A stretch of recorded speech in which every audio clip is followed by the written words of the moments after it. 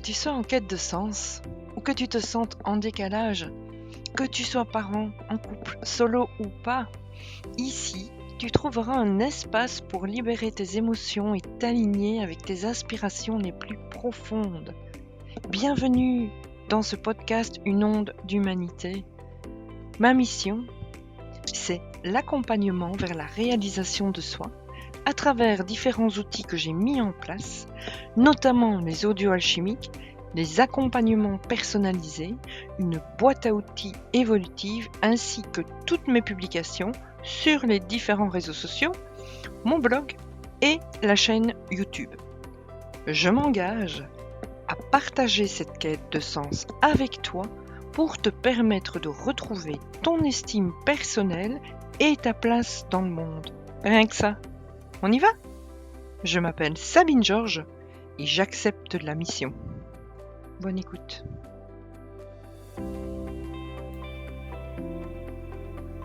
Il y a des moments dans la vie où ce qui semble être un défaut se transforme en une fenêtre vers une compréhension plus profonde de soi.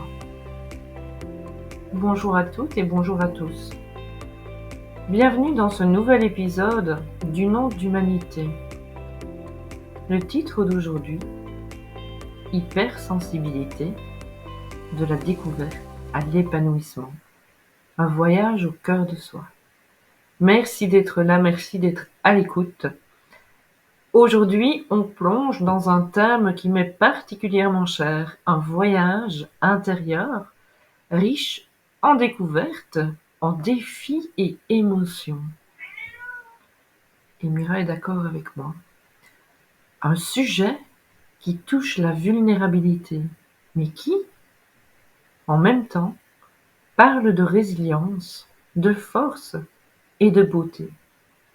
On va donc parler d'hypersensibilité et de ma découverte du trouble du spectre de l'autisme, ou plus communément dit TSA, qui a donc récemment été mise en lumière dans mon parcours. Et pour ceux qui me suivent sur mon blog, il y a un article qui est paru là-dessus il y a déjà une petite semaine. Est-ce qu'on vous a souvent dit que vous étiez trop sensible, trop pointilleux, trop fragile ? Est-ce qu'on vous a demandé d'être plus fort, de prendre sur vous, de faire des efforts, d'avoir plus de courage, d'être moins direct ou d'être moins susceptible, de prendre moins de place peut-être? Si vous vous reconnaissez dans ces mots, si vous êtes de ceux qui entendent des bruits que personne d'autre ne semble percevoir, si vous trouvez du réconfort dans certaines odeurs, certains parfums, ou si vous versez des larmes devant une scène touchante, qu'elle soit réelle ou fictive, alors restez avec moi. Cet épisode est pour vous. Peut-être qu'ensemble, nous trouverons des réponses, ou au moins des pistes, pour transformer ce trop en une belle lumière. Pour ceux qui me connaissent, vous savez que l'hypersensibilité est un thème récurrent dans ce podcast. Mais aujourd'hui, je vais aller un peu plus loin et partager avec vous ma récente découverte, mon TSA.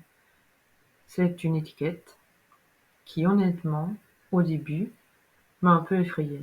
Et puis, vous savez, la version que j'ai pour les étiquettes. Et puis, j'ai compris que ce n'était pas une limite, mais plutôt un outil de compréhension, une sorte de clé pour déverrouiller tous les mystères qui flottaient depuis longtemps dans mon esprit et dans ma vie.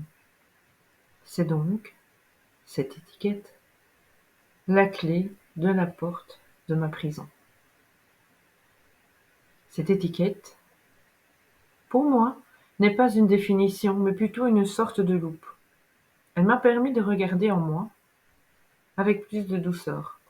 Vous voyez, je pensais que mes difficultés à m'adapter à certaines situations étaient des faiblesses à combattre. Mais aujourd'hui, Je vois les choses différemment. Je les comprends en tout cas différemment. Ce sont des particularités qui m'appartiennent et j'ai choisi de les apprivoiser. Et si nous parlions maintenant de ce que cela signifie vraiment de vivre avec cette hypersensibilité qui est amplifiée? Ben oui, l'hypersensibilité, on l'entend souvent comme un mot un peu épineux, un peu difficile, un peu compliqué. Mais moi, qu'est-ce que je vois dans ce mot? Aujourd'hui, j'ai l'image d'une fleur. Imaginons, imaginons ensemble ici une rose qui a de longues tiges avec des épines, mais aussi des magnifiques pétales qui sentent divinement bon. On ne peut pas avoir l'un sans l'autre. Je vais vous dire un truc à propos des émotions. Chez moi, elles ne sont jamais en demi-teinte. Quand je ressens de la joie, c'est comme une symphonie. Chaque note vibrant jusqu'au bout de mes doigts. Mais quand c'est la tristesse qui prend le dessus, c'est une tempête. Et c'est ok. J'ai appris que la tempête a aussi des choses à m'enseigner. Elle me dit quand j'ai besoin de me réfugier dans un endroit sûr, comme l'atelier du papillon. Ce lieu que j'ai créé pour moi et pour vous, pour accueillir, transformer et partager. Parfois, face à l'intensité de mes émotions, ou lorsque je sens que le monde autour de moi devient trop envahissant, j'ai trouvé un petit geste qui m'aide énormément. Ah, depuis peu évidemment.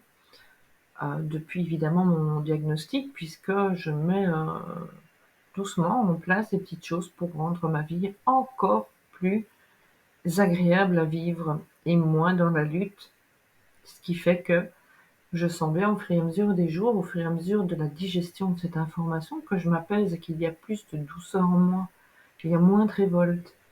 Et ça, j'ai envie de dire, c'est génial. Alors voilà mon petit geste qui m'aide pour le moment. J'ai créé un petit spray apaisant. C'est un mélange à base d'eau, de fleurs d'oranger, de citron et deux, trois autres ingrédients. Je pourrais vous les donner si vous me le demandez, il n'y a pas de problème. Que je garde toujours à portée de main. Et quand tout devient un petit peu trop, ou même comme ça, juste pour rien, entre une séance de travail par exemple, ben, je m'arrête. Je ferme les yeux et j'asperge doucement mon visage, mon cou, parfois même mes bras. C'est comme une douce pluie qui me reconnecte instantanément à mon corps. Et donc, les effluves de fleurs d'oranger, de citron, ben, m'enveloppent et m'apaisent. Vous avez dû voir la petite story que j'ai mis, j'ai été me balader hier et on est en plein automne et à un moment donné, je suis sur la route et je sens un parfum, une odeur et donc je me dis, enfin, qu'est-ce qui sent comme ça là tout de suite? Et je regarde autour de moi et je vois un arbre en fleurs à cette époque, c'est quand même un peu particulier, mais bon, c'est peut-être sa nature à lui, d'être soit un petit peu en avance, soit très en retard, mais c'est sa nature à lui et il avait un parfum un peu de lilas comme ça et d'autres parfums, mais voilà, ça m'a tout de suite attirée. Je suis restée quelques minutes à le filmer, à le photographier, à discuter avec la petite poule qui avait en dessous de l'arbre. Et donc, ces odeurs, ces effluves, ben, ça m'apaise. C'est, ça me rend plus sereine. C'est comme si ça venait apaiser mes pensées. Alors, c'est ce genre évidemment de petites pratiques qui, bien que discrètes, ont un grand impact dans ma capacité à mieux vivre, bien sûr, l'hypersensibilité au quotidien. Et vous, est-ce qu'il y a un geste, une petite routine qui vous aide à vous reconnecter à vous-même quand tout devient un peu trop? Ah, je serais ravie d'entendre vos idées, vos suggestions à ce propos. Alors pour moi, la reconnexion au corps, elle ne passe pas uniquement par des petits gestes du quotidien comme mon spray apaisant, mais aussi par des mouvements plus amples, plus libres. C'est ce que je fais depuis déjà plusieurs années à travers des sessions qui sont appelées Movement of Life. Ce n'est pas de moi, mais c'est une pratique que j'ai découvert et qui m'a fait et qui me fait encore beaucoup de bien. Elle est par ailleurs proposée dans l'atelier du papillon à travers l'expertise de Marielle. Ce sont des moments où je danse, où je bouge sans restriction, sans me soucier de la perfection du geste. C'est aussi parfois des moments où je reste immobile, juste en écoutant et en laissant le son et les émotions me traverser. Bouger, danser ou rester immobile dans Movement of Life, c'est comme une sorte de langage silencieux. Un langage qui m'aide à exprimer les émotions qui n'ont pas de mots. Cela me permet de me libérer des tensions, de laisser les émotions, souvent les plus subtiles, se manifester et se dissoudre. Parce que oui, il faut savoir que tout n'est pas dans notre conscience, qu'il y a beaucoup des choses qui sont de l'ordre de l'inconscient et que l'on évite de faire remonter à la surface pour ne pas être inconfortable. Et pourtant, c'est important de les libérer, de les laisser aller. Chaque mouvement, donc chaque rotation, chaque saut, chaque amplitude est une façon de dire « je suis là, dans mon corps, pleinement ». C'est une manière d'ancrer mes émotions dans le réel, de leur donner un espace d'existence et de les laisser partir. Pour moi, c'est une vraie clé de la reconnexion et c'est pourquoi je l'intègre dans l'atelier du papillon. Le mouvement a ce pouvoir extraordinaire de nous ramener à l'instant présent, de nous faire sentir vivants. C'est une invitation à transformer notre hypersensibilité en quelque chose de fluide, de dansant, au lieu de la garder comme une tension intérieure, comme dans une cocotte minute avec un couvercle dessus. Et qu'est-ce que je pourrais encore vous partager comme petit tip? Je vous en partage tous les jours sur les réseaux sociaux. Mais par exemple, aller me balader en forêt, dans la nature, dans le silence, ça c'est vraiment quelque chose qui me ressource et qui me recharge pleinement. Écrire aussi. Écrire pour moi, ça a vraiment un caractère libératoire. Voilà, je pense que je vous ai donné l'essentiel. Pour le reste, retrouvez-moi sur les réseaux et vous verrez que je vous partage énormément de choses. Alors si cet épisode vous a parlé, si vous vous reconnaissez dans ce que je raconte, si vous ressentez parfois que votre hypersensibilité est une montagne à gravir ou un océan d'émotions dans lequel vous plongez sans fin, alors je vous invite à venir nous rejoindre à l'atelier du papillon. Ce n'est pas seulement un lieu de réflexion, c'est aussi un espace sûr où nous pouvons échanger, apprendre à mieux nous comprendre et transformer cette hypersensibilité en un véritable atout.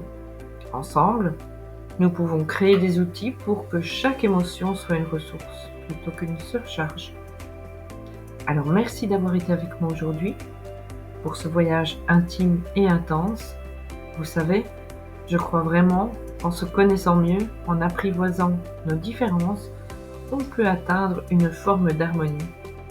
Et cette harmonie commence par de petits pas, par de petits moments d'écoute comme celui-ci. Prenez soin de vous et souvenez-vous, la beauté est dans l'émotion et dans le courage de la ressentir pleinement. Je vous dis à très bientôt ici, sur une onde d'humanité.